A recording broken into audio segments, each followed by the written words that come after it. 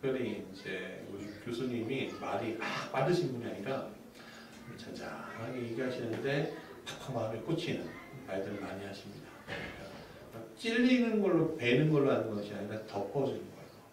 그리고 예를 들어 마데카솔 발라주는 식으로 이렇게 하시는 말씀을 주시는 거기 때문에 잘 교묘하게 세미한 하나님 음성을 들으시되 막 졸리시면 커피 드시면서 하셔도 됩니다.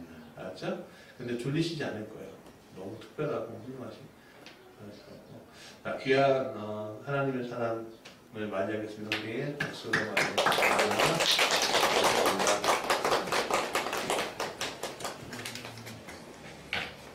목사님이 저를 소개해 주신 말 중에 그 말이 참 좋네요.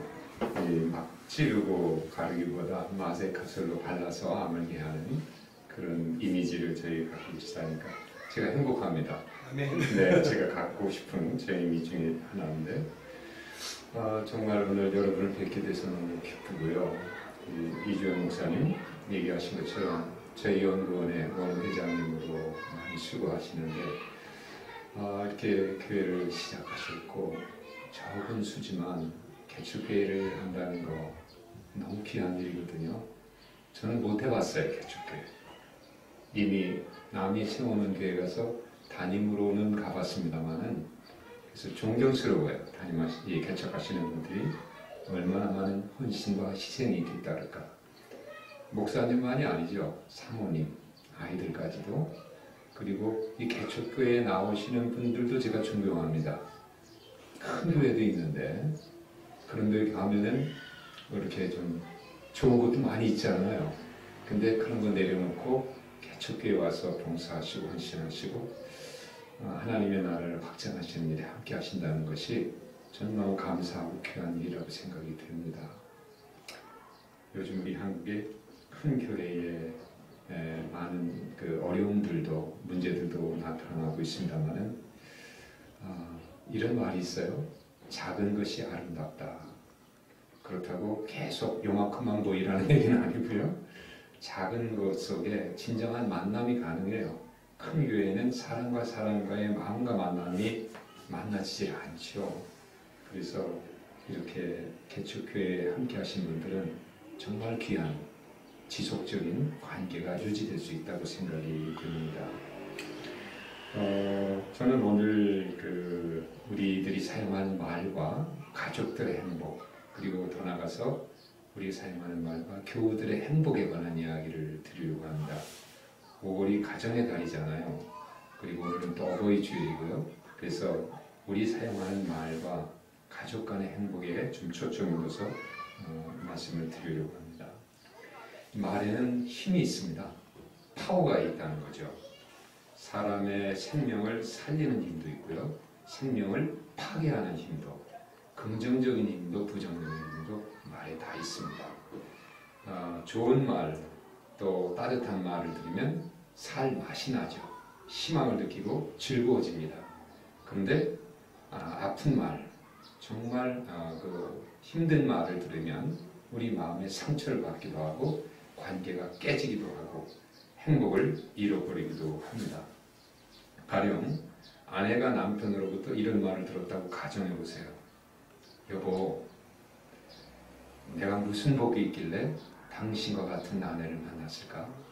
여보, 이건 정말인데 내가 다시 태어나도 나는 당신과 결혼할 거야. 다른 여자랑 없어. 이런 말을 아내가 듣는다면 기분이 좋겠습니까? 나쁘겠습니까? 좋겠지요. 마음이 뿌듯할 거예요.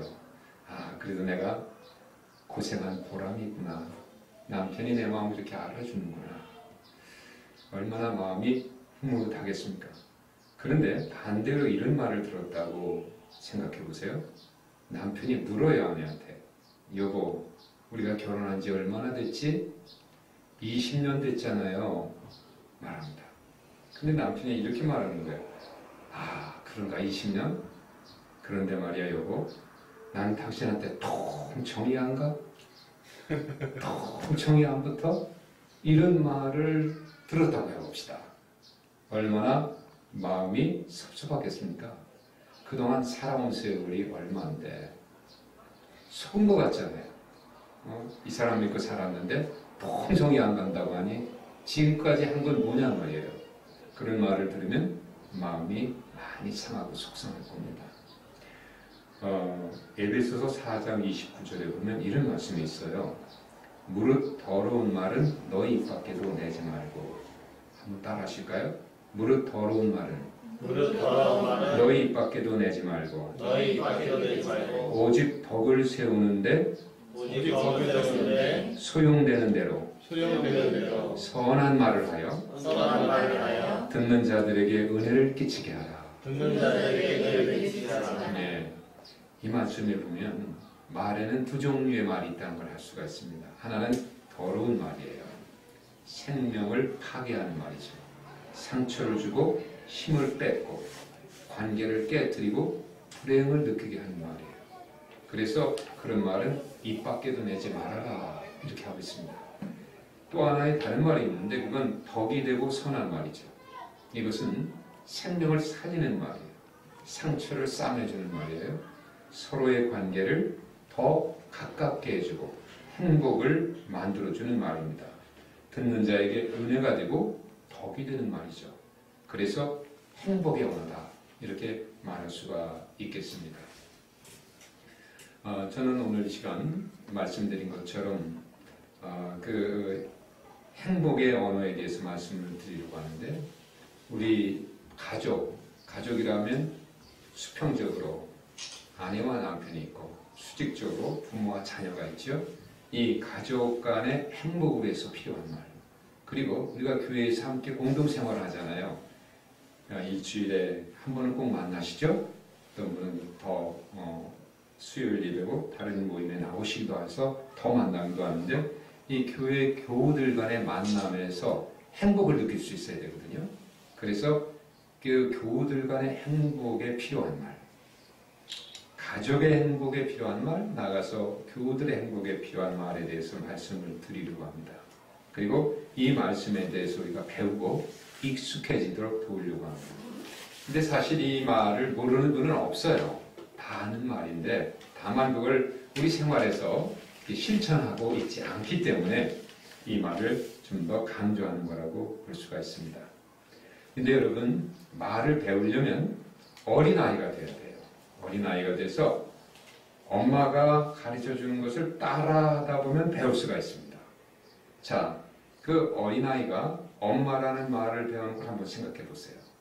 처음부터 엄마 하는 아기는 없어요.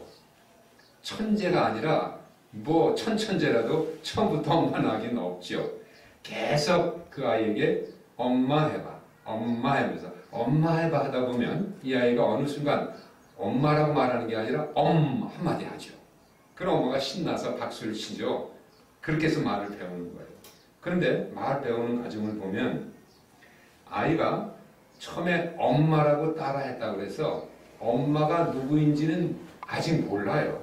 엄마라는 말은 배워도 엄마라는 말이 의미하는 대상을 모른다는 겁니다. 근데 계속해서 엄마 하다 보면 이 여자가 엄마구나 하는 걸 알게 되는 거예요. 그게 말을 배우는 거예요. 처음부터 이 여자를 생각하고 말을 배우는 게 아니라 엄마 하다 보니까 이 여자를 배우게 된다는 겁니다. 이게 말을 배울 때 매우 중요한 거예요. 제가 이 말씀을 드리는 것은 말을 배울 때는 우리가 마음에 없어도 따라해야 된다는 거예요. 마음에 있어서 나오는 말은 아주 좋은 말이지만 그렇지 않아도 따라하다 보면 마음이 나중에 함께 오게 된다는 겁니다. 이게 말을 배우는 순서예요. 자, 그렇다면 가족의 행복, 교우들의 행복을 위해서 필요한 배워야 할 첫 번째 말은 무엇인가? 자, 저를 한번 따라하세요. 감사의 말. 감사의 말. 한 번 더 따라하실까요? 여보 고마워. 집사님 고마워요. 권사님 고마워요. 얘들아 고맙다. 고맙습니다. 이렇게 따라해 주셔서 지금 말을 배우시는 거예요. 이렇게 말하는 겁니다. 이것이 가족의 행복, 교우들의 행복을 위해서 필요한 첫 번째 말이라고 저는 생각됩니다. 감사는 상대방을 존중하고 관계를 튼튼하게 살찌게 하는 말. 이 관계라는 것은 끈과 같은 것이거든요.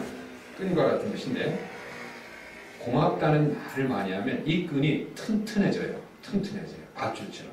그래서 평소에 가족 간의 교우들 간에 감사하다, 고맙다라는 말을 많이 하는 사람은 어려움이 와도 끊어지질 않아요, 관계가.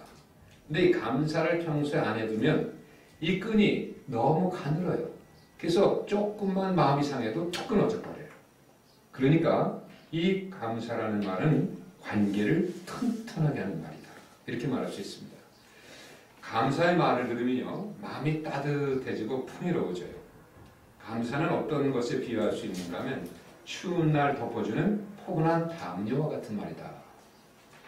한 번은 제가 집에서 소파에 앉아 TV를 보다가 잠이 든 적이 있었습니다. 몹시 피로했어요.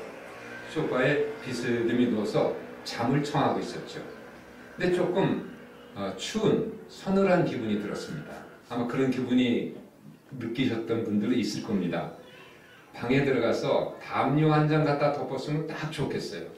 근데 그것처럼 귀찮은 일이 없어요. 그 순간에 잠을 오려고 하는데 일어나서 담요 가지러 가는 것처럼 귀찮은 일이 없어요. 그래서 그냥 두 팔을 가슴을 안고 잠을 청하고 있었습니다. 그런데 순간 제 몸이 따뜻해지는 거예요. 그래서 이게 웬일인가 하고 눈을 살짝 뜨고 보니까 어떻게 알았는지 제 아내가 방에서 담요 한 장을 갖다 덮어주는 거예요. 그리고 여기를 톡톡 두들겨 줍니다. 그때 제 마음만 따뜻해진 것이 아니라 제 몸만이 아니라 마음까지도 따뜻하게, 그래서 잠시지만 단잠을 잘 수 있었습니다. 여러분, 여보 고마워라고 말하는 것은, 집사님 고마워요라고 말하는 것은 추운 겨울날 담요를 덮어주는 그런 효과가 있다는 거예요. 우리 주위에 마음이 아파서 세상살이가 힘들어서 추위에 떨고 있는 사람들이 많아요. 그런 분들이 교회를 오죠. 그분들에게 따뜻한 담요를 덮어드려야 돼요. 그때 꼭 잊지 않아야 될 말이 땡큐 하는 거예요. 감사하는 거죠. 고맙다는 말이죠. 선진국일수록 감사가 많다는 이야기를 들었어요. 땡큐가 많다는 거죠. 이래도 땡큐, 저래도 땡큐, 적은 일에도 땡큐. 그 선진국이란 잘 사는 나라잖아요. 그러니까 잘 사는 나라와 땡큐, 감사는 비례한다는 거예요. 잘 사는 나라일수록 감사가 많다. 나라에 선진국이 있고 후진국이 있는 것처럼 저는 가정에도 선진 가정이 있고 후진 가정이 있다고 생각됩니다. 후진 가정이 있어요. 그럼 그걸 구분할 수 있는 기준은 뭐냐? 그 가정에 뭐가 있는가 없는가를 봐야 된다는 걸까요? 감사. 감사가 많으면 어떤 가정이에요? 선진 가정일 거예요. 감사가 없으면 후진 가정이에요. 자, 아이들이 엄마 아빠의 사랑을 받으면서도 엄마 고마워가 없어요. 이게 선진 가정입니까? 부부간에 서로 살아가면서 여보 고마워가 없어요. 이게 선진 가정이 될 수가 없는 거예요. 선진 가정은 단지 좋은 아파트, 좋은 차에 있는 것이 아니라는 거예요. 가족 간에 뭐가 있어야 된다? 감사가 있어야 된다는 거죠. 땡큐가 많은 가정이 선진 가정입니다. 감사는 기독교의 중요한 가치이고 영성이죠. 그래서 이런 말이 있습니다. 그리스도인은 입술에 감사를 달고 다녀야 된다. 아침에도 점심에도 하나님 감사합니다. 요즘은 정말 감사한 게 날씨가 참 좋아요. 한동안 미세먼지 때문에 참 힘들었는데 오늘도 파란 하늘을 보면서 얼마나 감사한지. 오늘도 우리가 호흡하고 건강해서 걸을 수 있고 점심을 먹을 수 있고 이렇게 예배 드릴 수 있는 이런 시간 주신 것, 이걸 감사하는 것, 이 그리스도인의 삶이죠. 오래전의 일입니다. 오래전의 일인데 제가 미국에서 좀 한 7년 정도 살다 왔거든요. 근데 거기서 목회를 한 적이 있었습니다. 그때 제가 담임 목회를 했는데 제 아내가 많이 아팠어요. 어느 날 샤워를 하다가 가슴에서 혹이 만져져서 병원에 가서 검진을 받았는데 유방암으로 판단이 난 거예요. 굉장히 저희들의 큰 충격으로 다가왔죠. 오랫동안 투병 생활을 했습니다. 2번이나 그 제거 수술했어요. 한 번 수술했는데 미흡하다고 더 많이 제거를 해야 된대요. 방사선 치료도 받고 항암 주사를 맞고 오랫동안 투병 생활을 했습니다. 아마 경험이 있으신 분은 여기 없으시겠습니다만 얘기 들으셨을 거예요. 한 번 주사를 맞고 왔는데 너무 힘들어하는 거예요. 음식을 못 먹어요. 먹으면 토해. 그리고 얼마 있지 않아 머리가 빠지는데 화장실에서 머리 감는데 한 움큼씩 빠지더니 얼마 안 돼서 머리가 다 빠진 거예요. 그 고통은 이루 다 말할 수가 없는 거죠. 그런데 제 아내는 혼자 그 고통을 견뎌내야만 했습니다. 아침이 되면 저는 이제 교회 담임을 맡았기 때문에 출근을 했고 어린아이들은 고등학교에 다녔는데 그때 학교에 갔고 혼자 하루 종일 집에 있어야 됐습니다. 미국이니까 이렇게 친척이나 가까운 친구들도 없었죠. 하루 종일 빈집에서 여름철인데 그때 에어컨도 어떻게 제대로 준비가 안 된 아파트여서 무더위에 시달리며 혼자 지내게 됐습니다. 너무 딱해 보이는 거예요. 그래서 제가 교회로 출근을 하면서 함께 제 아내를 데리고 갔습니다. 그때 교회 내 사무실에는 에어컨이 있고 소파도 있었기 때문에 거기에 누워있게 하는 것이 제 눈으로 좀 보는 것이 안심이 됐기 때문입니다. 집에서 교회까지는 차로 한 30분 걸리는 좀 그래도 먼 거리였는데 어느 날이었어요. 제 아내를 옆좌석에 태우고 운전을 하고 가고 있었습니다. 그런데 아무 말이 없는 거예요. 저도 말이 없고 제 아내도 말이 없어요. 그냥 말 아무 말도 하고 싶지 않았어요. 저도 제 아내도 그랬던 모양입니다. 그래서 운전을 그냥 쭉 하고 가고 있었습니다. 그런데요, 갑자기 제 콧잔등이 찡해지면서 마음밑단속에서부터 감사한 마음이 이렇게 쭉 올라오는 거예요. 가슴이 이렇게 뭉클해지는 거예요. 왜 그랬는가 하면 비록 아프고 쇠약한 몸을 가졌지만 아직 내 아내가 옆에 있다는 것이 그렇게 감사할 수가 없더라고요. 내가 손을 내밀면 만질 수 있는 따뜻한 온기를 느낄 수 있는 아내의 몸뚱어리가 있다는 것이 감사한 거예요. 이런 생각이 들었어요. 내가 내 아내가 옆에 있다고 생각하고 손을 내밀었는데 빈 허공을 만졌다.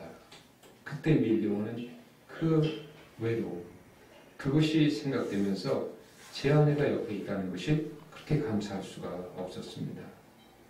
비록 몸이 아프지만 내가 여보하고 부르면 고개를 돌려서 나를 쳐다볼 수 있는 아내. 내가 무슨 말하면 작은 소리라도 네, 하고 대답할 수 있는 아내의 목소리를 들을 수 있다는 것이 그렇게 감사할 수가 없었어요. 제 눈시울이 좀 뜨거워졌습니다. 그래서 기도했습니다. 하나님 감사합니다. 비록 아프지만 그 아내가 지금 내 자리 옆에 있게 해주신 이것을 나는 감사하지 않을 수가 없습니다. 하나님 감사합니다. 저는 그때는 느꼈습니다. 사람은 정말 어렵고 힘든 일이 있기 전까지는 감사한 것이 있음에도 불구하고 그게 감사한지를 모르고 산다는 걸 알았어요. 제 아내가 있다는 그 사실이 얼마나 감사한 건지, 제 아들이 있다는 그 가족이 있다는 사실이 그것만으로도 얼마나 감사한 건지, 그리고 이 교회 공동체 속에서 함께 신앙생활하며 같이 기도해 줄 수 있는 그런 교우들이 있다는 것이 얼마나 위로가 되고 감사한 것인지, 이걸 모르고 살 때가 너무 많다는 거예요. 그때 저는 느꼈습니다. 정말 감사라는 것이 우리의 삶 속에 얼마든지 생길 수 있는 것이구나.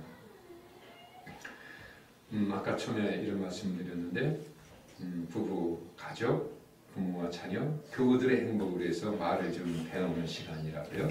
그 말을 배우려면 좀 따라해야 된다고 그랬는데 한번 저를 좀 따라하시기 바랍니다. 여보 고마워를 한번 해보시죠. 여보 고마워. 여보 고마워. 집사님 고마워요. 집사님 고마워. 형사님 고마워요. 집사님 고마워. 내 곁에 계셔서 고마워요. 내 곁에 계셔서 고마워요. 아주 잘하셨습니다. 그런데 이번에는 그냥 하지 말고요. 두 분이 좀 마주보고 해봤으면 좋겠어요. 요 두 분은 부부시잖아요. 여기는 교우실 것 같은데 교우가 두 분씩 서로 눈을 좀 마주보면서 말을 배우려면 이런 좀 그 연습을 하는 것이 좀 필요하거든요.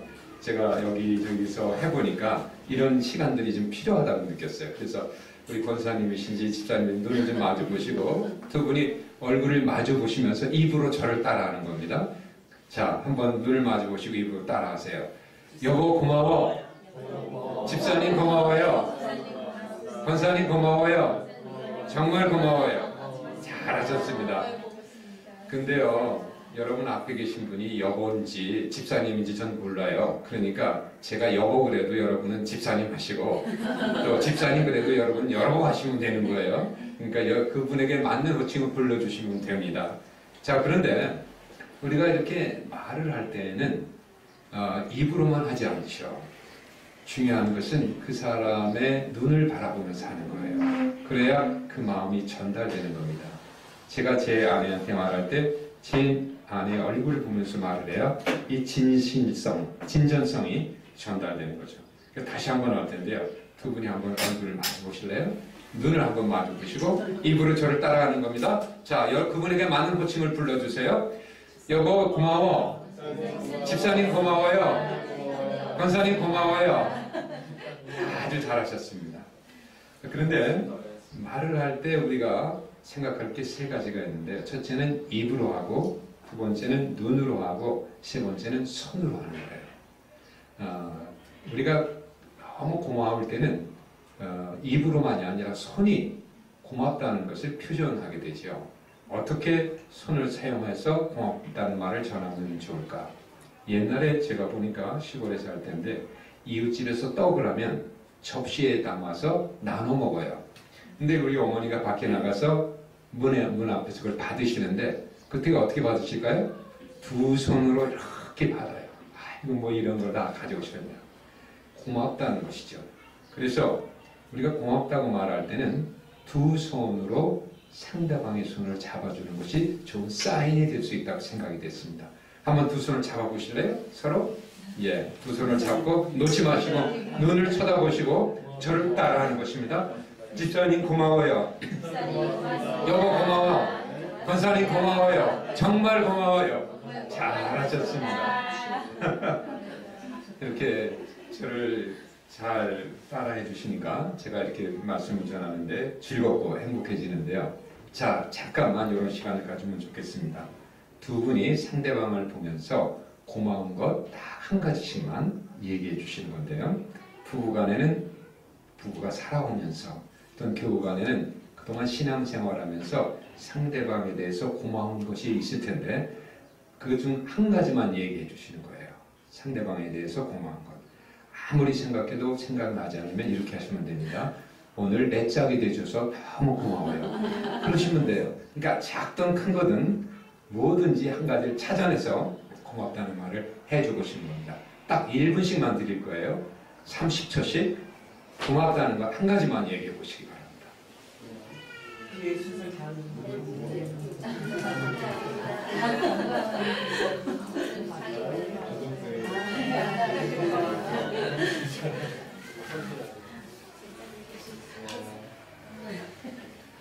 네. 제가 오래 시간을 안 드리는 이유는 이런 말을 하기가 우리가 좀 쑥스러워요. 그래서 오래 시간을 안 드리는데 그래도 이제 우리는 이 고맙다는 것을 한번 생각해보는 시간은 필요하다고 봅니다. 자, 그럼 이제 두 번째예요. 가족들의 행복, 교우들의 행복을 위해서 필요한 두 번째 말은 뭘까? 좀 쑥스럽기도 하고 좀 낯설기도 합니다만 한 번 더 따라해 주시면 고맙겠습니다. 두 번째 말은 이런 말입니다. 사과의 말. 사과의 말. 한번 계속 따라해 주실까요? 여보 미안해. 집사님 미안해요. 권사님 미안해요. 그건 내 잘못이에요. 예, 이렇게 말하는 거죠. 여보 미안해, 집사님 미안해요라고 말하는 것은 나의 잘못과 실수를 어떻게 하는 걸까요? 인정하는 겁니다. 시인하는 거죠. 그러므로 그것은 부끄러운 행동이 아니라 용기 있는 행동입니다. 영적으로 신앙적으로 말한다면 회개의 행동인 거예요. 하나님은 회개하는 심령을 기뻐 받으신다고 했습니다. 하나님께서는 그 마음에 통회하는 심령을 받으시고 그 심령을 기뻐 보신다고 했습니다. 그런데 이 회개에는 두 종류가 있는데 하나는 하나님께 나가서 용서를 구하는 회개가 있고 또 하나는 사람 앞에 가서 용서를 구하는 회개가 있어요. 여러분 생각에는 어떤 것이 더 어려울 것 같아요? 네, 전 사람 앞에 나가 미안하다고 용서를 구하는 것이 더 어려울 것 같아요. 더 어려운 걸 해야 회개 아닐까요? 저는 그런 생각을 합니다. 부부간에 여보 미안해라고 말하면 깨어졌던 관계가 다시 회복이 돼요. 교우간에 집사님 미안해요라고 말하면 멀어졌던 사이가 다시 가까워집니다. 한마디로 관계의 치유와 회복이 일어나는 거죠. 여보 미안해, 권사님 미안해요라는 말은 어떤 말인가 하면 뭐에 비해서 할 수 있는가 하면 두 사람의 관계를 달라붙게 하는 풀과 같은 말이에요. 풀. 여기 종이 두 장이 있는데 이 두 장을 붙이려면 풀이 있어야 되죠. 종이 한쪽에다 풀을 다 칠합니다. 그 종이 한 장을 위에 놓고 꾹꾹 눌러요. 이걸 공중에 날리면 몇 장으로 날아가요? 한 장으로 날아가요. 두 장을 한 장으로 만들어줬죠. 뭐가? 풀이 만들었습니다. 여보 미안해, 집사님 미안해라고 말할 때 두 사람의 관계가 다시 하나로 달라붙는 놀라운 회복의 효과가 나타난다는 겁니다. 저는 살아가면서 저 자신을 비롯해서 많은 사람들을 만났는데 보니까 부부간에 전혀 싸우지 않는 부부는 없는 것 같아요. 예, 그리고 또 이렇게 다투다 보면 상처를 주기도 하고 받기도 합니다. 그랬는데 부부는 싸웠느냐 안 싸웠느냐 문제가 아니라 그 다음에 그 말을 했느냐 안 했느냐가 문제라는 걸 알게 됐어요. 그 말을 한 사람은 다 회복이 되더라는 거예요. 근데 그 말을 안 하면 계속해서 갈등 가운데 있는 거예요. 그 말이 무슨 말일 것 같아요? 여보 미안해라는 말이죠. 미안해라는 말이죠. 이것은 부모와 자녀 간에도 필요하고 교우 간에도 너무 필요한 말입니다. 오래전의 일인데요. 한 20년 됐던 일입니다. 그때 제가 서울에 있는 영락교회의 부목사로 심을 하고 있었습니다. 근데 모처럼 여름에 교회에서 휴가를 받은 거예요. 그래서 설악산으로 이제 휴가를 떠났습니다. 아내와 그때 초등학교 3학년인가 됐던 아들 아이를 데리고 떠나는 가정여행이에요. 저는 아주 신났습니다. 아주 마음이 즐거웠죠. 그래서 어떻게 즐겁게 여행을 보낼까 스케줄을 딱 짜놨습니다. 그리고는 어디 가면 어떤 음식이 좋을지를 동료 목사님에게 물어서 다 메뉴판을 짜놨어요. 어디 가면 산채 정식이 좋으니까 산채 정식을 먹고, 어디 가면 토종 닭백숙이 그렇게 좋다네요. 세 식구가 먹으면 아주 좋대요. 그래서 그것도 메뉴에 딱 만들어 놓고 순두백반은 아침에 먹고, 그래서 스케줄을 쫙 짜는 겁니다. 여행을 떠나는 아침 새벽, 저는 아직 자고 있는 아이를 깨워가지고 세수를 시켜서 짐을 싸들고 먼저 아파트 층계를 내려가서 아들과 함께 차에 올라 시동을 걸었어요. 그리고 아내가 내려오기를 기다렸죠. 근데 아내가 안 내려오는 거예요. 10분을 기다렸는데도 안 내려와. 20분을 기다리는데 안 내려와. 그래서 제가 층계를 다시 걸어 올라갔죠. 그 당시에는 핸드폰도 없던 시절이었어요. 아파트 문을 탁 여는데 그때 제 아내가 막 나오는 거예요. 나오는데 제 아내 양손에 보따리 큰 게 2개가 들렸어요. 이게 뭘까? 갑자기 불길한 예감이 들어요. 이게 뭐야? 그랬더니 제 아내가 하는 말이 요건 오늘 먹을 거, 요건 내일 먹을 거, 음식을 다 준비했다는 거예요. 순간 제 속에서 즐거워야 되는데 뭐가 확 올라오는 거예요. 왜냐하면 제 머릿속에 멋진 메뉴판을 만들어 놨는데 그게 확 찢어지는 느낌이 들었기 때문이죠. 그래서 그때부터 제 아내하고 차에 타면서 말다툼이 시작됐습니다. 거기 가면 맛있는 거 많이 있는데 내가 스케줄 다 짜놨는데 거기 가서도 집에서 먹던 거 또 먹으라고. 그리고 이건 무슨 냄새야? 김치 냄새 아니야? 김치는 왜 가져가는 거야? 그러면서 말다툼이 시작이 됐어요. 저희 아내는 처음에 가만히 듣고 있었는데 제 말을 듣다 보니까 화가 나잖아요. 왜냐하면 제 아내 입장에서 보면 안전한 먹거리를 준비한 거고 돈도 절약하는 효과가 있고 자기가 준비한 성의는 몰라주고 계속 투덜대니까 제 아내도 화가 나죠. 처음에는 가만히 듣다가 제 아내가 한마디를 탁 던지는 거예요. 근데 그때 그 얘기를 들으니까 난 또 더 화가 나네요. 그래서 두 마디를 탁탁 던졌죠. 그다음에 나중에는 총으로 쏘다가 대포가 된 거예요. 그래가지고 이렇게 꽝꽝꽝꽝 하니까 소리가 커지잖아요. 뒤에 앉아있던 제 아들이 초등학교 3학년인가 그랬는데 게임기를 가지고 놀고 있었는데 정신 사나워서 게임을 못 받아야겠다는 말인가 봐요. 이렇게 말해요. 제발 그만 좀 싸워라. 제발 그만 좀 싸워라. 그러는 갑자기 어린 아들 앞에 창피한 느낌이 들었어요. 그래서 입을 꽉 다물었죠. 저도 다물고 제 아내도 다물고. 그렇지만 속은 어땠을까요? 속이 부글부글 끓었어요. 속에 열이 나니까, 화가 나니까 부글부글 끓은 거죠. 몇 번이고 핸들을 돌려서 집으로 그냥 가고 싶었는데 그렇게 못한 이유는 누구 때문일까요? 아들 때문에. 걔가 실망할까봐. 차는 어느덧 한계령 계곡을 지나고 있었습니다. 아름다운 곳이잖아요. 계곡물이 흐르고 바위와 나무가 있고. 그런데 그 아름다운 경치가 하나도 눈에 들어오질 않는 거예요. 왜 그래요? 제 마음에 뭐가 있으니까. 화가 나 있으니까. 우리말에 이런 말이 있잖아요. 화가 나면 눈에 뵈는 게 없다고. 저는 이 말이 너무 기가 막힌 명언이라는 걸 그때 알았어요. 화가 나니까 뵈는 게 없더라고요. 아름다운 경치가 눈에 안 들어와. 그래서 즐겁고 재밌어야 할 여행 첫날을 망쳐버리고 말았습니다. 그런데 생각해보면 그때 우리 두 사람 중 누구든지 먼저 그 말만 했더라면 여행을 그렇게 망치지는 않았을 거예요. 그 말이 무슨 말일까요? 여보 미안해라는 말이죠. 제 얼굴을 보세요. 제 아내가 만약 여보 미안해라고 말했다면 계속해서 화낼 얼굴로 생겼습니까? 제가 그렇게 독하진 않아요. 아마 저도 아니야 내가 미안해라고 말했을 거예요. 만약 또 제가 여보 미안해라고 그랬으면 제 아내도 그렇게 말했을 것입니다. 자존심, 알량한 자존심 때문에 그 말을 서로 못했고 그래서 그 여행을 망치고 말았습니다. 여러분 누구나 다 리더가 되고 지도자가 되는 건 아니에요.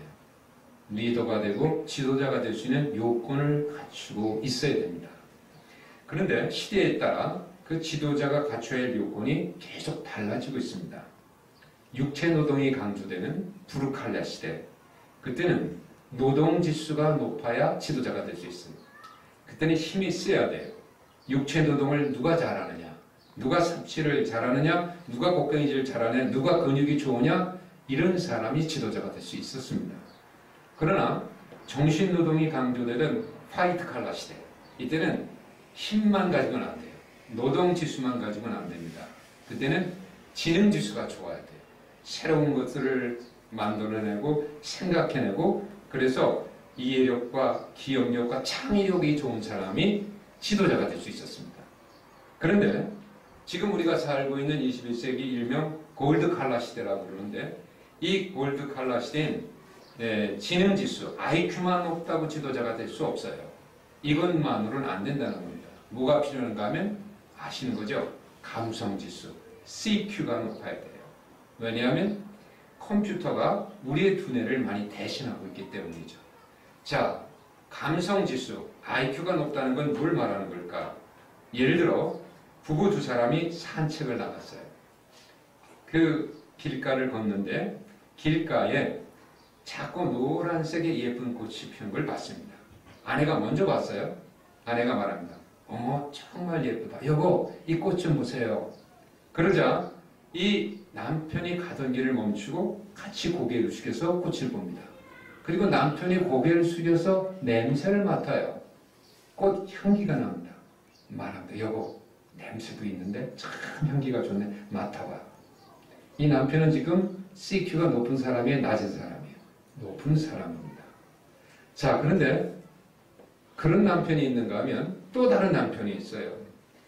여보 여기 꽃이 폈네? 이 꽃 좀 봐요. 그랬더니 뭐라고 그러는지 알아요? 이 남편은 여보 꽃 한두 번 봐. 야 빨리 가 그냥 운동이나 하고 집에 가서 냉커피 타먹자. 지금 이 남편은 CQ가 높아요 낮아요? 낮은 사람이에요. 지금 이 시대에는요 IQ만 높아서는 좋은 리더가 될 수도 없고 좋은 남편이 될 수도 없어요. CQ가 같이 병이 돼요. 상대방의 마음을 읽어줘야 돼요. 감정을 만나줘야 돼요. 그런 사람을 좋아하게 된다는 겁니다. 그런데 이제 다가오는 시대는 IQ, CQ만으로도 안 된다는 거예요. IQ, EQ만으로도 안 된다는 거예요. 지능지수와 감성지수만으로도 안 된다는 거예요. 다가오는 시대를 다이아몬드 칼라 시대라고도 말하는데 이때는 변화지수가 높아야 된다는 겁니다. 변화지수를 CQ라고 말해요. 지능지수는 IQ, 감성지수는 EQ, 변화지수는 CQ입니다. 이 변화지수는 뭘 말하는 걸까? 이것은 자신의 잘못과 실수를 얼마나 빨리 인정하고 고치느냐와 관련된 능력이에요. 내 잘못과 실수를 빨리 인정하고 고칠수록 이 사람은 CQ가 높은 사람이에요. 내 실수와 잘못을 모르거나 알면서도 고치지 않는다면 이 CQ, 변화지수가 낮은 사람이죠. 자, 다가오는 시대, 아니 이미 시작됐다고 볼 수도 있는데요. 이 시대에는 변화지수가 높은 사람을 찾고 있는 거예요. 정치인도요. 정말 자신의 잘못을 빨리 시인하고 고치는 사람이 존경을 받아요. 정치인만 아니라 교육자, 종교인, 이 사회 모든 지도층, 이 사람들은 무엇보다도 자신의 잘못을 빨리 인정할수록 그리고 고칠수록 리더가 될 자격이 있다는 것입니다. 오늘날 우리 사회는 그런 사람을 찾고 있는 거죠. 그러니까 부부간에 여보 미안해 라는 말을 먼저 하는 사람이 리더가 되는 거예요. 남자가 리더가 되고 여자가 리더가 되는 게 아니라 여보 미안해 라는 말을 먼저 하는 사람. 교회에서도 마찬가지죠. 권사님 미안해요. 집사님 미안해라는 사람이 사실은 영적으로 신앙적으로 더 높은 지도자에 있다고 볼 수가 있다는 겁니다. 자, 이제 또 말을 좀 배우는 시간인데요. 입으로 한번 저를 따라해 주세요. 여보 미안해. 여보 미안해. 오누야 미안해. 예, 저를 따라할 때는 그냥 해도 괜찮아요. 집사님 미안해요. 집사님 미안해요. 권사님 미안해요. 그건 제 잘못이에요. 예, 이 말이 좀 우리 입에 좀 붙어야 돼요. 입이 얼지 않고 붙어야 돼서 제가 좀 이 따라하라고 말씀드렸는데 아까 말씀드렸죠. 우리가 말을 할 때는 입으로만 하지 않고 눈으로도 하고 손으로도 한다. 그러면 미안하다는 말을 손으로 할 때는 어떻게 하면 좋을까? 아까 고맙다는 말을 할 때는 어떻게 했습니까? 두 손을 잡았죠. 그러면 미안하다는 말을 할 때는 어떻게 하면 좋을까? 이렇게 하면 좋은데요. 오른손을 한번 가슴에 얹어 보실래요? 그리고 여기를 이렇게 토닥거리면서 고개를 약간 숙이는 거예요. 이게 미안하다는 자세죠. 그래서 이번에 다시 한번 둘이 마주 보시면서 그렇게 입으로는 저를 따라해 보시면 고맙겠습니다. 한번 둘이 마주 보실까요? 저를 한번 따라하세요. 집사님 미안해요. 권사님 미안해요. 정말 미안해요. 제 잘못이에요. 아주 잘하셨습니다. 아주 잘하셨습니다. 예. 이렇게 그 가슴에 손을 얹고 고개를 숙이면서 미안하다고 하는 거죠. 자, 이 시간에는 잠깐 이런 시간을 갖겠는데 두 분 사이에 그동안 부부 사이에 또는 교우 간에 신앙생활하면서 미안한 것 한 가지, 상대방에게 미안한 것 한 가지를 내가 얘기하는 겁니다.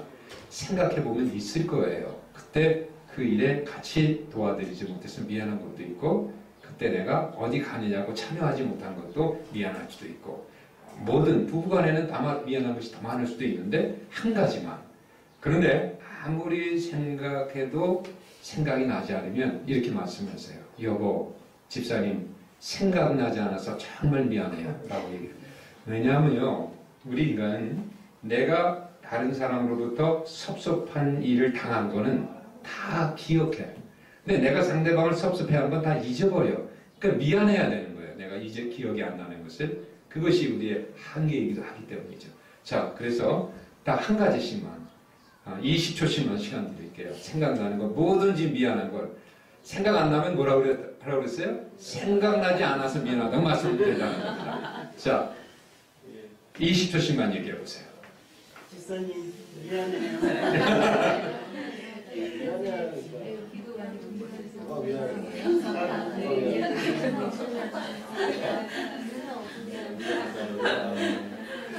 예, 잘 되셨습니다.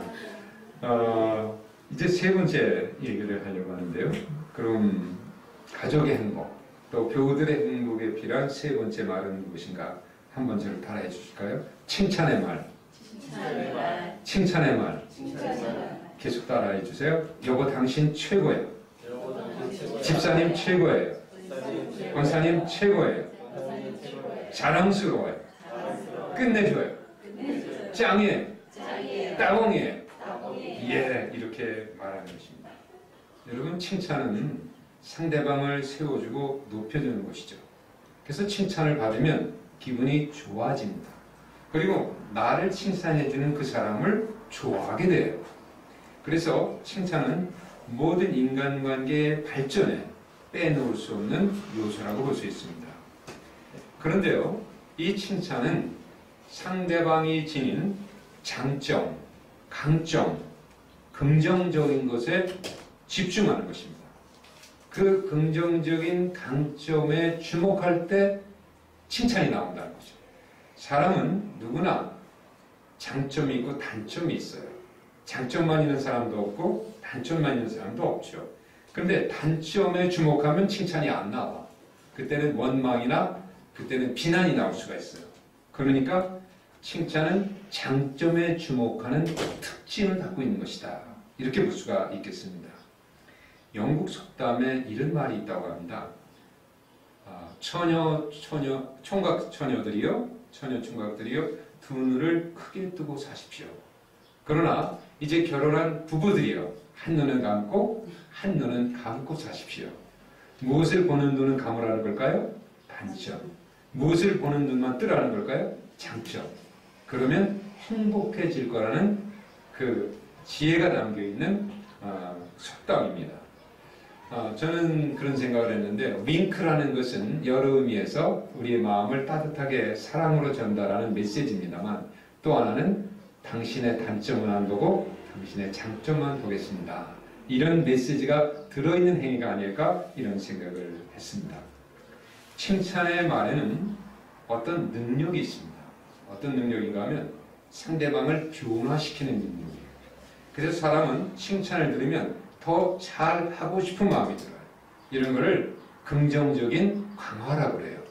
실제로 학자들이 연구조사를 했는데, 아이들을 계속 꾸중하고 책망하는 것과 아이들을 계속 칭찬하고 아주 그 아이들에게 좋은 상을 주는 것과 결과적으로는 후자가 아이들을 더 훌륭하게 만들었다는 연구 결과가 있습니다. 여러분도 아마 이 책을 읽어보신 분이 있을 거예요. 이런 책이 있었죠. 칭찬은 고래도 춤추게 한다. 오래전에 베스트셀러 순위에 올라와 있어서 저도 그 책을 사서 읽어본 적이 있었습니다. 근데 그 책에 보면 이런 얘기가 나와요. 3톤이나 되는 아주 거대한 고래가 있는데, 범고래죠, 범고래.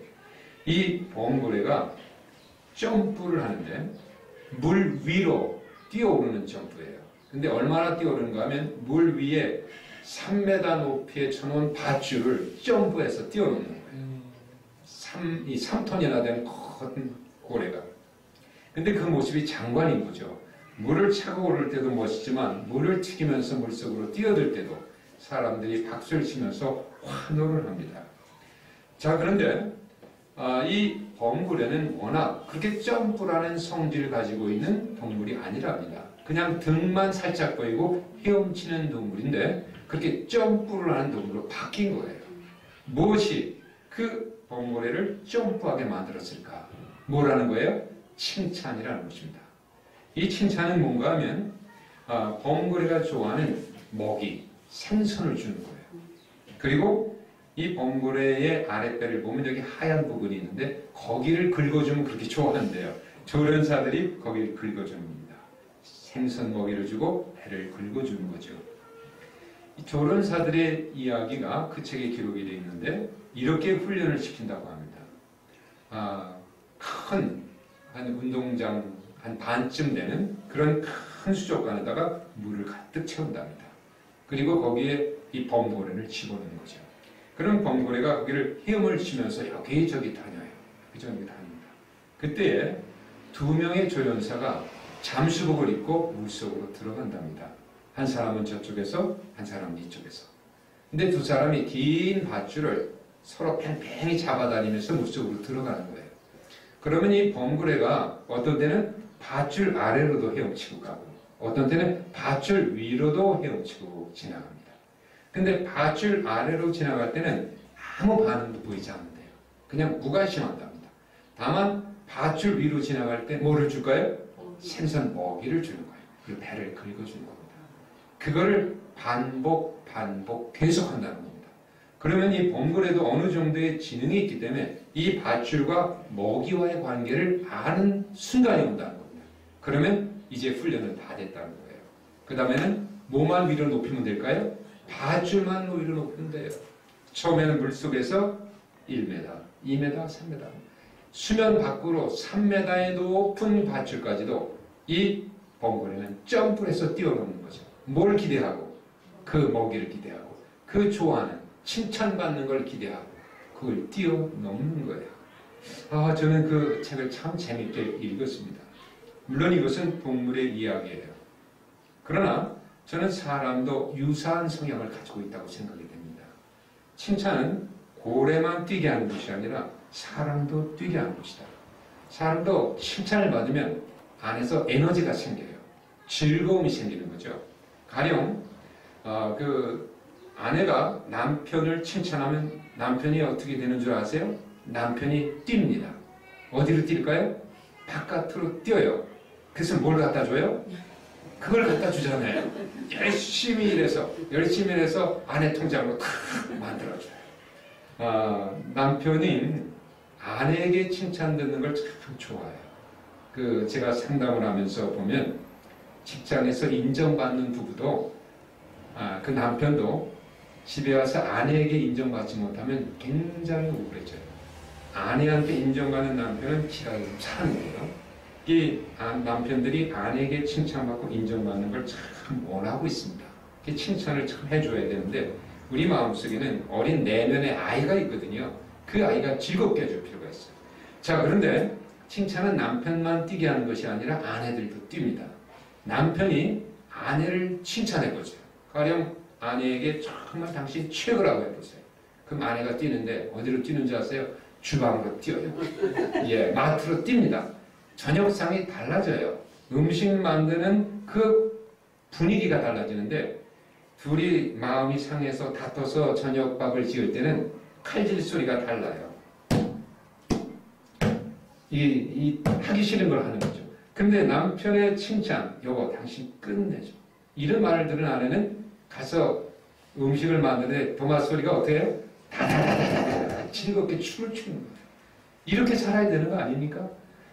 이 칭찬은 부부도 서로 뛰게 하고 춤추게 한다는 겁니다. 저는 교우들도 마찬가지라고 생각됩니다. 권사님 최고예요. 집사님 너무 자랑스러워요. 권사님 오늘 끝내줬어요.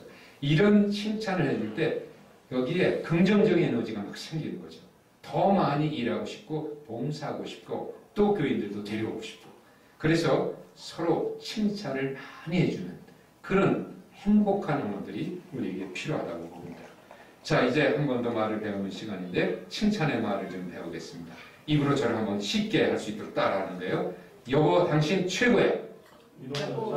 집사님 최고예요. 권사님 최고예요. 자랑스러워요. 끝내줘요. 짱이에요. 따봉이에요. 잘하셨어요.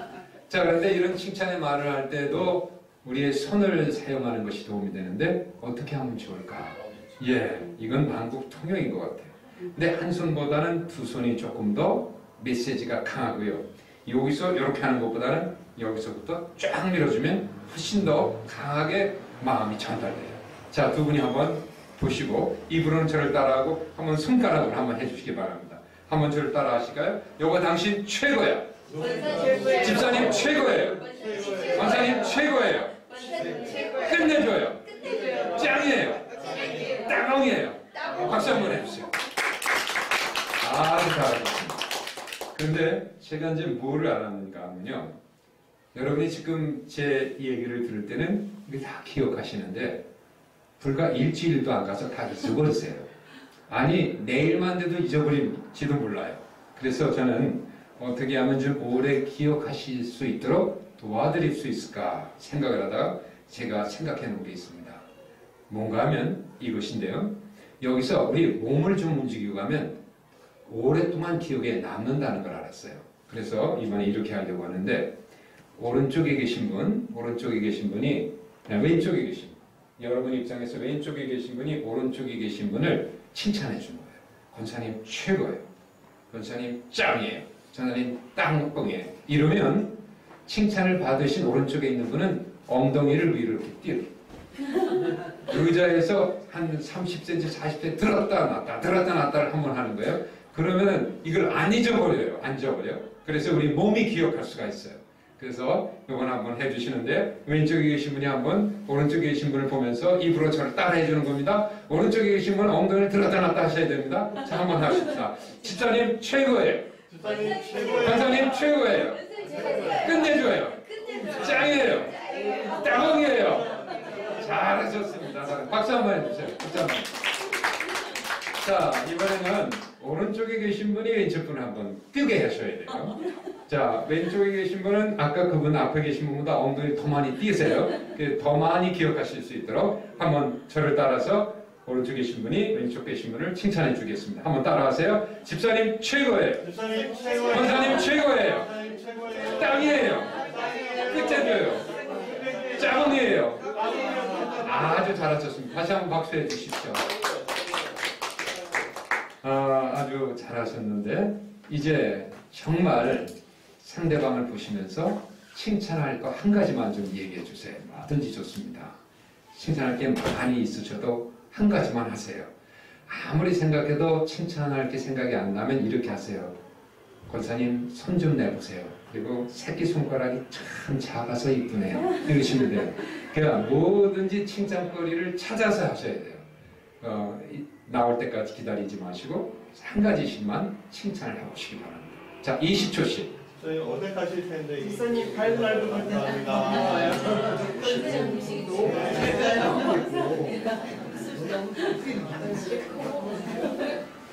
예.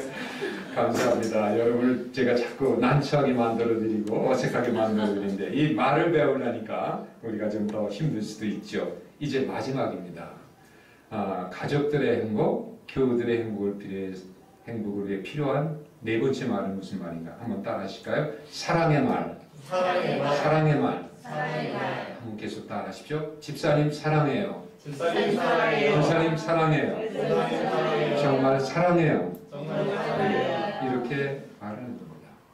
여러분, 사랑의 말은 칭찬의 말과 다른 거예요.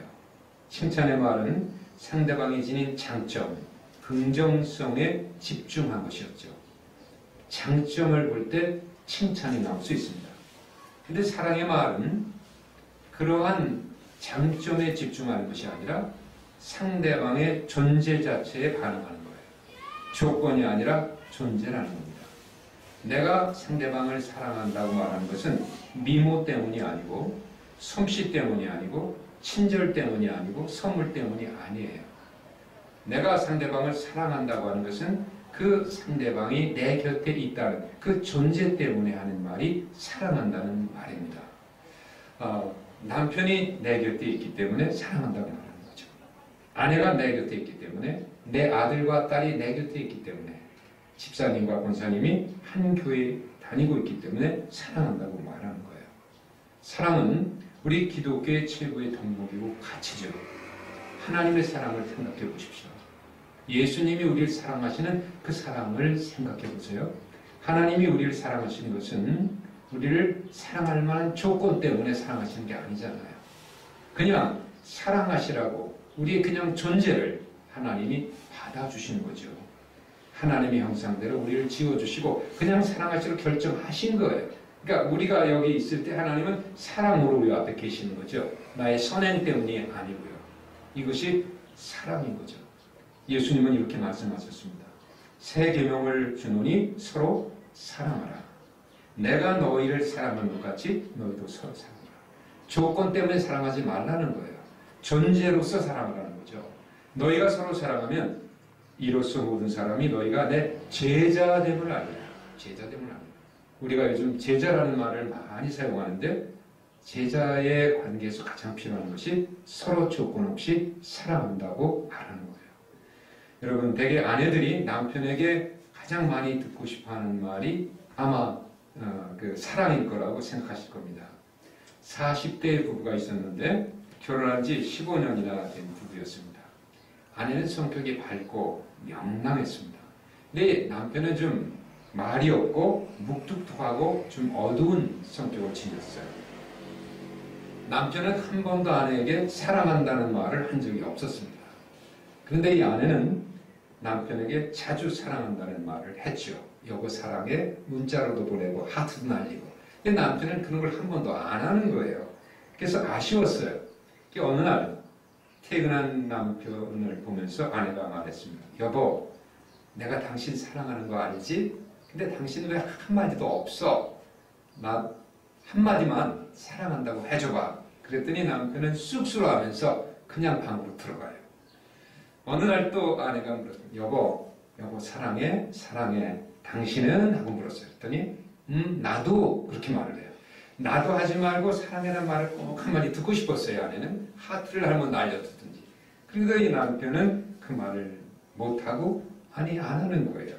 그래서 아내가 또 한 번 데리다가 여보 사랑해. 내가 당신 사랑하는 거 알잖아. 당신 나 사랑하는 거, 내가 당신 사랑하는 거 당신 아니까 나도 당신은 나에게 사랑한다는 말 좀 해줘봐. 그러면서 말했어요. 나도 그러면 안 돼. 그리고 여보 사랑해. 그랬더니 남편이 나도 그거 해. 이렇게 말해요. 얘기 들어보니까 이 남편은 정말 사랑한다는 말을 하기가 어려운 어린 시절 보냈어요. 불우했어요. 부모로부터 사랑을 못 받고 지냈어요. 사랑이라는 단어를 들어보지 못했던 거예요. 그러니까 그 말하기가 어려웠던 거죠. 어쩌면 이 남편은 사랑한다는 말을 더 들어야 할지 모르겠습니다. 그러면 그 말을 할 수 있게 될지 모르겠습니다.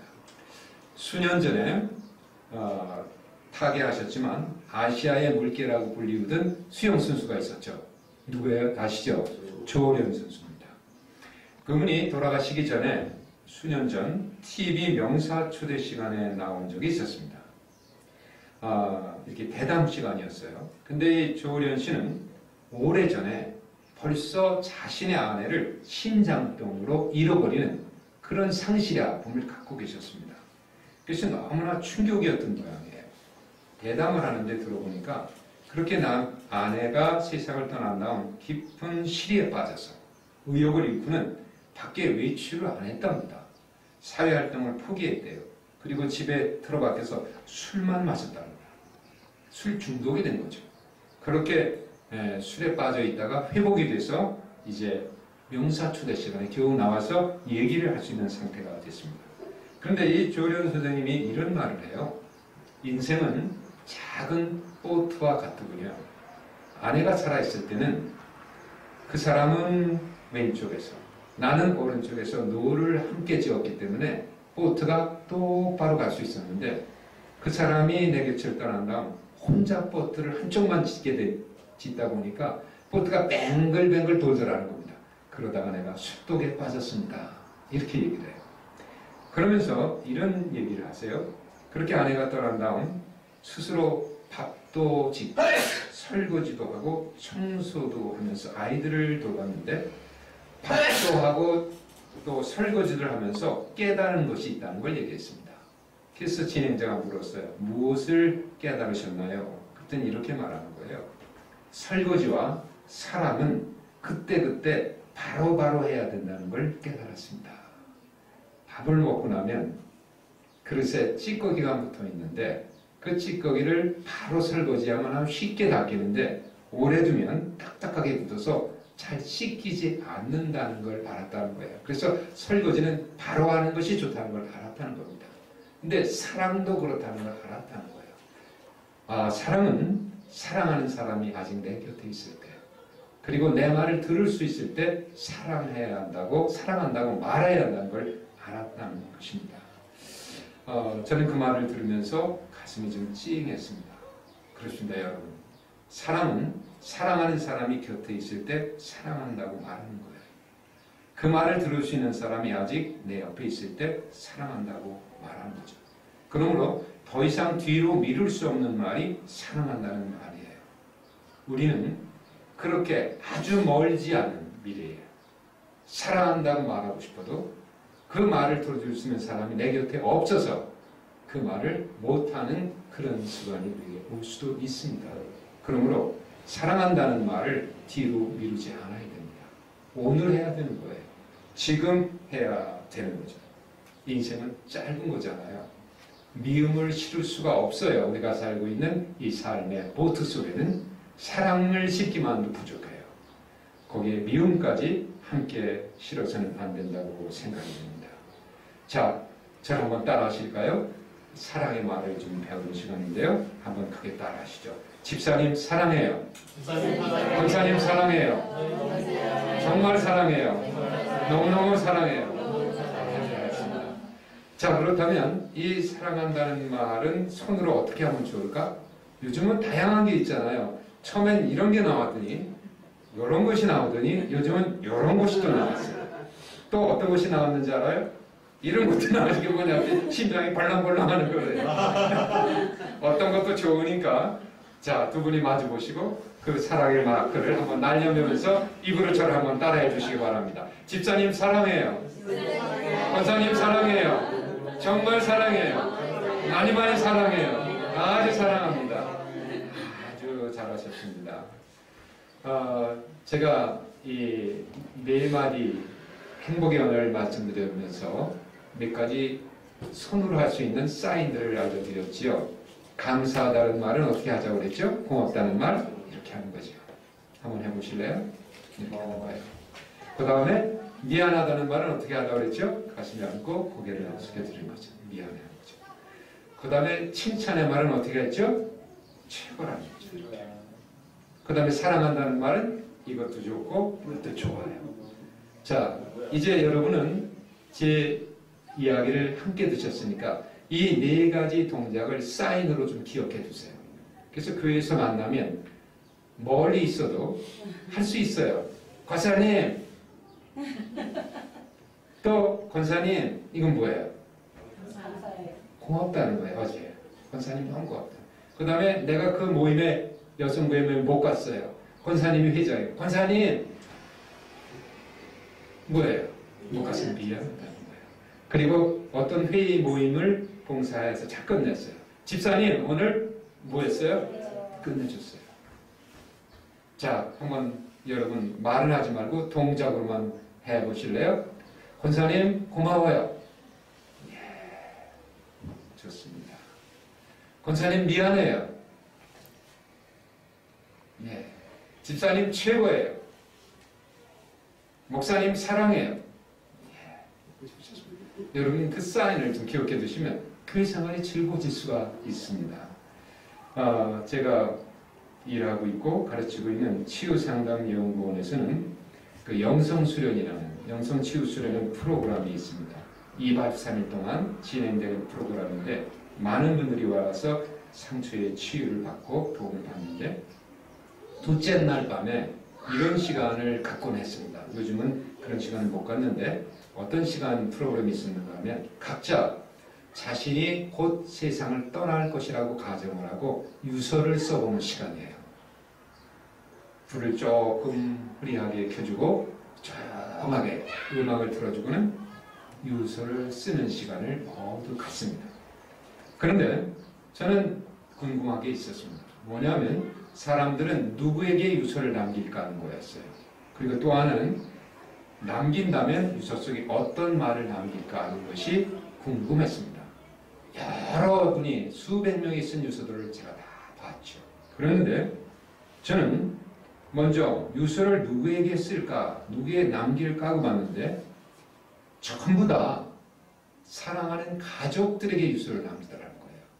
아내에게 남기든 남편에게 남기든 자녀에게 유서를 남겨요. 저는 한 사람도 이웃집 아저씨한테 유서를 남기는 사람을 못 봤어요. 저 멀리 사돈의 8촌한테 유서를 남기는 사람을 못 봤어요. 이건 뭘 의미하는가 하면 우리는 평소에 서로 사이가 안 좋은 것 같은 부부를 할지라도 마음의 중심 속에서는 남편을 생각하면서 산다는 거예요. 아내를 생각하면서 산다는 거죠. 그리고 또 하나, 그러면 어떤 말을 남겼을까?